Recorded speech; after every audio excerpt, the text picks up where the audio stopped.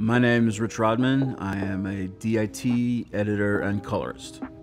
Well, one of the best things about owning your own company is that you can pick and choose the projects that you work on. Being a colorist, it's almost like having a second shot at being a DP, because you have the project in there and you really get to control the whole feeling and emotion of the piece.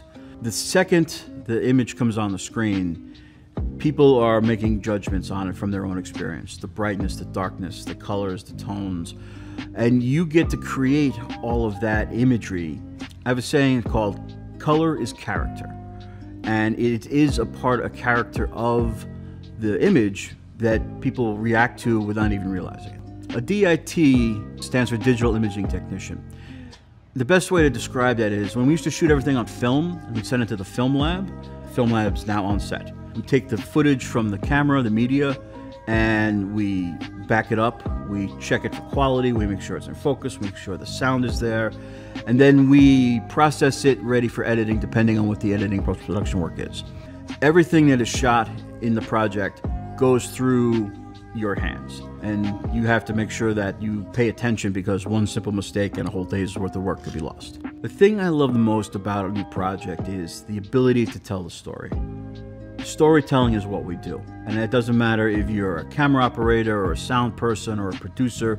We're here to tell stories and capture people's imagination and get information across. I equate the editing process to being like a chef in a kitchen. It's the tools. Software is just like a set of knives, or a different at the stove, or different pots or pans. You take the ingredients that they shoot out in the field, and the better the quality ingredients, the better the meal you're going to be. Different software comes naturally to different people. People growing up used to work on Final Cut 4, 5, 6, and 7, and that was very intuitive to them. Avid has a different workflow that some people adapted to easily or not. When they changed Final Cut to new Final Cut 10, so many people protested because it was an entirely different way to think of things.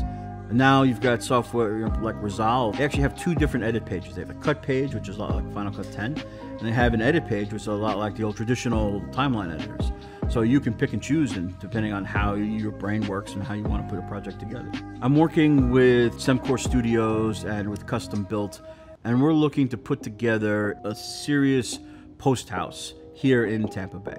High-end projects that you're shooting here on these cameras like Reds and Alexas that have 18 stops of dynamic range, we can take and use completely all of the data that sensor is able to capture and be able to maintain all of it to put it into the production, into the timeline, so the viewer can see everything that the director and the DP intended you to see. If my 30 years of experience in this business has taught me anything, it's that the only thing that doesn't change is the fact that everything is going to change. When you're creating new projects today, you have to consider not how they're going to be displayed just now, but 5 or 10 years from now. You can see how fast technology has changed just over the past few years.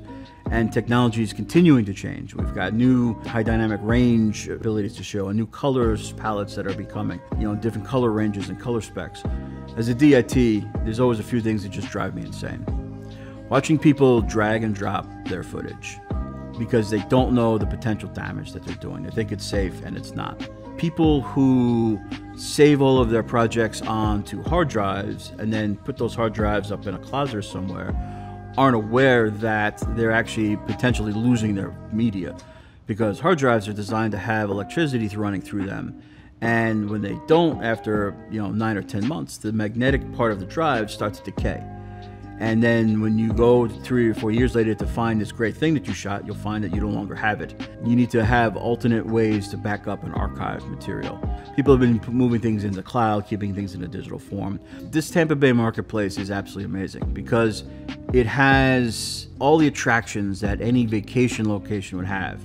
People come here to retire because it's nice and easy. You've got the sun, you've got the beaches, you've got all these beautiful things to be. And yet we still have the technology that allows us to do our jobs. We can create anything just as good as New York or LA at the same level of quality, and yet we don't have to deal with all the noise and pollution that both those cities have.